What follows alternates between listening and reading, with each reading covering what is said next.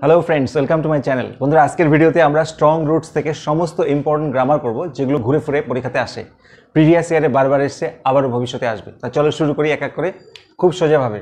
প্রথমেরটা কি আছে? This is not a correct approach. এটা একটা সঠিক অ্যাপ্রোচ নয়। করতে হবে অ্যাফার্মেটিভ, মানে হ্যাঁবাচক সেন্টেন্স করতে হবে। এখানে দেখো নট আছে, নট তুলতে হবে। খুব সোজা, দিস ইজ, নটটা আমাদের তুলতে হবে। তাহলে this is not a correct না বলে আমরা বলতে পারি this is an incorrect approach. তাহলে নট কারেক্ট মানেই হচ্ছে ইনকারেক্ট, এখান থেকে নট উঠে গেল, মানে এটা সেম রইল।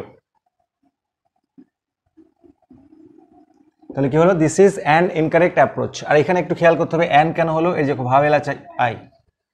নেক্সট, মাইন ওয়াজ এ সিকিউর চাইল্ডহুড। আমার ছিল একটা নিরাপদ শৈশব। করতে হবে নেগেটিভ সেন্টেন্স, অর্থাৎ এর মধ্যে না কথাটা আনতে হবে। তার মানে আমরা বলতে পারি মাইন ওয়াজ, দেখে নাও,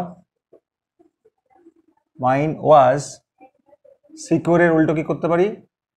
নট অ্যান ইনসিকিউর চাইল্ডহুড। তাহলে নট ইনসিকিউর মানেই হচ্ছে secure.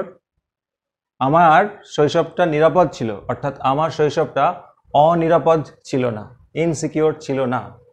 Next, very important question আছে, বারবার পরীক্ষায় এসছে, এগুলো আবার আসতে পারে। I do not recall the exact number of people she fed everyday. আমার মনে নেই এক্স্যাক্ট মানুষের সংখ্যা তিনি কতগুলি রোজ খাওয়াতেন। এখানে করতে হবে হ্যাঁবাচক, অর্থাৎ আমরা শুধুমাত্র দেখো ট্রিক ইউজ করব। আই ডু নট রিকল এইটুকুনি শুধু করে নিলেই বাকিটা হয়ে যাবে। আমার মনে নেই মানে আমি মনে করতে ব্যর্থ হই। আই ফেল কি করতে? Two recall. এইটুকুনি লিখলেই হয়ে যাবে, বাকিটা যেমন আছে বসিয়ে দাও। আমার মনে নেই অর্থাৎ আমি মনে করতে ব্যর্থ হই তিনি এক্স্যাক্টলি কত লোককে খাওয়াতেন daily. Next, so why be afraid of difficulties. কেন তুমি ডিফিকাল্টিজ, সাফারিংস এবং প্রবলেমস নিয়ে ভয় পাও? করতে হবে নেগেটিভ। এটা একেবারে সোজা, দেখে নাও। আমরা এই জায়গাটা কি করব? হোয়াই বি, এই জায়গাটা করব কি? দেখো, সোটা সো বসে যাবে, আর আমরা লিখব don't be afraid of difficulties, sufferings and problems দিয়ে ফুল স্টপ দিয়ে দাও। এটার মানেটা কি দাঁড়ালো? কেন ডিফিকাল্টিজ, সাফারিংস এবং প্রবলেমসকে নিয়ে ভয় পাও, অর্থাৎ এগুলোকে নিয়ে তুমি ভয় পেও না। তাহলে আমরা শুধু করব কি? ডোন্ট বি, এই কথাটা ইউজ করব, বাকিটা যেমন হচ্ছে তেমন। Next one, my father could convey complex spiritual concepts in very simple down to earth Tamil. Voice করতে হবে, অত্যন্ত বড় কিন্তু হেভি সোজা। দেখে নাও কি করে করবে। সাবজেক্ট হচ্ছে মাই ফাদার, কনভে মানে জানানো, এটা হচ্ছে ভার্ভ। কি জানাতে পারতো? কমপ্লেক্স স্পিরিচুয়াল কনসেপ্টস, এটা হচ্ছে অবজেক্ট। তাহলে বাকিটা কি বন্ধুরা? বাকিটা হচ্ছে এক্সট্রা, এটা নিয়ে ভয় পাওয়ার কিছু নেই। আমরা অবজেক্টটাকে প্রথমে সাবজেক্ট করব, কমপ্লেক্স স্পিরিচুয়াল কনসেপ্টস। ওকে, এইখানে দেখো বন্ধুরা কুড আছে, অর্থাৎ মডাল ভার্ব আছে। মডাল ভার্ব থাকলে যেমন আছে তেমন বসবে, প্লাস একটা বি যোগ হবে। এক্ষেত্রে আমরা অ্যামিজার ওয়াজার বসাবো না, কুড থাকলে কুড বি বসাবো। তারপরে ভার্বের third form convey, third form হচ্ছে কনভেইড, তারপরে বাই বসে, তারপরে অবজেক্টিস, এই সাবজেক্টই অবজেক্ট হবে, বাই মাই ফাদার। তাহলে বাকি অংশটা অর্থাৎ এক্সট্রা অংশটা কোথায় বসাবো? একদম লাস্টে বসিয়ে দাও। উত্তরটা কি হলো? Complex spiritual concepts could be conveyed by my father in very simple down to earth Tamil. খুব সোজা না? Next one, his answer filled me with strange energy and enthusiasm. তার উত্তর আমাকে পূর্ণ করে দিত অদ্ভুত শক্তি এবং উৎসাহ দিয়ে। ভয়েস দেখতে অনেক বড় কিন্তু হেভি সোজা।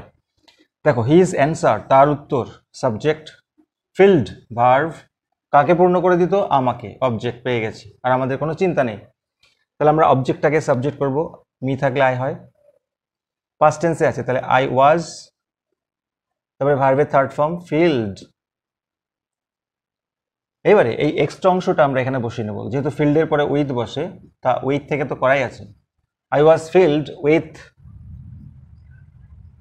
Strange energy and enthusiasm. সবশেষে আমরা কি করবো এক্ষেত্রে? বাই এবং সাবজেক্টই অবজেক্ট, হিজ অ্যান্সারটা হিজ অ্যান্সারই বসে যাবে। কমপ্লিট। তাহলে উত্তরটা অ্যাকচুয়ালি গেল I was filled with strange energy and enthusiasm by his answer. Next one very important, she would place a banana leaf before me. She হচ্ছে সাবজেক্ট, প্লেস মানে রাখা, ভার্ব কি রাখতো, এ ব্যানানা লিফ একটি কলা পাতা। তাহলে বিফোর মিটা হবে এক্সট্রা, তাহলে আমরা ভয়েস চেঞ্জ করে নেবো এটাকে এ ব্যানানা লিফ, তারপরে এই দেখো আবার আগের মতোই উড আছে, এখানে যেমন কুড ছিল এখানে উড আছে মডাল ভার্ব, তাহলে সেটাই বসবে প্লাস বি যোগ হবে উড বি, তারপরে ভার্বের থার্ড ফর্ম প্লেসড,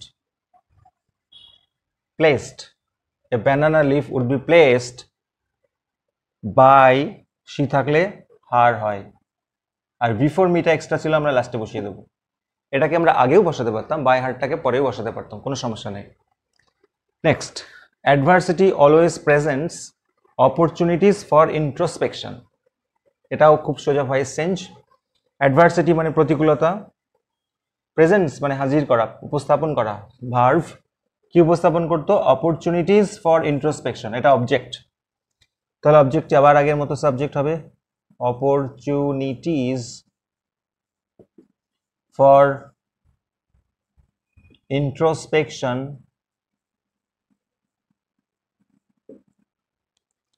আচ্ছা এই টেন্সে দেখো প্রেজেন্ট টেন্সে আছে প্রেজেন্টস, তাই জন্য এটা আমরা কি করবো, অ্যামিজার এর মধ্যে আর বসবে।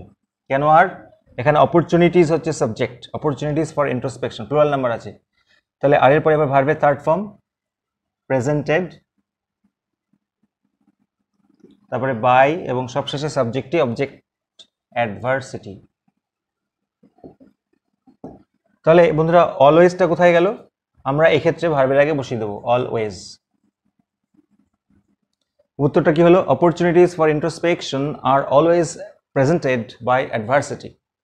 চলে আসবো আজকের লাস্ট কোয়েশ্চেন বন্ধুরা, very very important. My parents were widely regarded as an ideal couple. আমার বাবা মাকে মনে করা হতো একটি আদর্শ যুগল দম্পতি। দেখো এটা প্যাসিভ ভয়েস করা আছে, my parents were widely regarded, কাদের দ্বারা কিছু বলা নেই, তাহলে আমরা ধরে নেব এখানে বাই পিপল আছে, অর্থাৎ পিপলটা তাহলে আগে চলে আসবে, পিপল ওয়াইডলি মানে ব্যাপকভাবে মনে করতেন, এখানে ভার্ব হচ্ছে রিগার্ডেড, তাহলে রিগার্ডেড মানুষজন ব্যাপকভাবে মনে করতেন, কাদেরকে মনে করতেন, আমার বাবা মাকে, মাই প্যারেন্টস অবজেক্ট হয়ে যাবে এটা, কি মনে করতেন, অ্যাজ অ্যান আইডিয়াল কাপল, এটা এক্সট্রা অংশ, এটা তোমরা লাস্টে বসিয়ে দাও, অ্যাজ অ্যান আইডিয়াল কাপল। তাহলে বন্ধুরা ভিডিওটি আজকে অবধি রাখছি, পরবর্তীতে আমরা আলোচনা করবো সেকেন্ড পার্ট, যেখানে আরও কিছু ইম্পর্টেন্ট গ্রামার আছে, আর এই দুটো পার্ট পড়ে গেলে তোমরা অবশ্যই একটা না একটি কমন পাবে। তা বন্ধুরা ভিডিওটি ভালো লাগলে অবশ্যই লাইক দেওয়ার, চ্যানেলে নতুন হলে সাবস্ক্রাইব করতে ভুলো না। দেখা হবে next video. Thank you so much.